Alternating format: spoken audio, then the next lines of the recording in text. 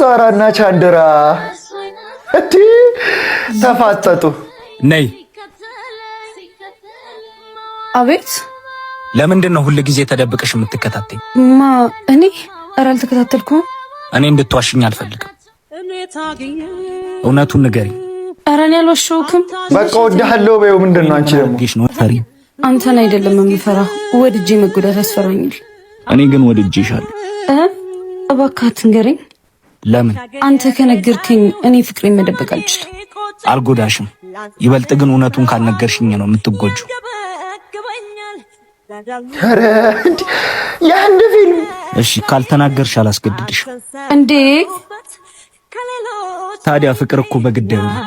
አዎ ግን ምን? ምንም አልነግረህም። ግን ከዚህ በኋላ ጥለኸኝ እንድትሄድ አልፈልግም። ይሄ በቂ ምክንያት አይደለም፣ ግን ዝምታሽ ደግሞ መልስ ነው። እና ከዝምታዬ ከተረዳህ ለምን ታስጨንቀኛለህ? አልነገርኩም ማለት እኮ አልወድም ማለት አይደለም። ኧረ መሽኮርመም፣ ደረትሽ ላይ ያለው ነገር እንዴት ነው ግን የወረደው? ስትሮጪ እኮ ነው የሚያስታውቁ። ብዙ አይነት እኮ አይነተኛ ጡት ማስያዣ አለ፣ መጠቀም አለብሽ።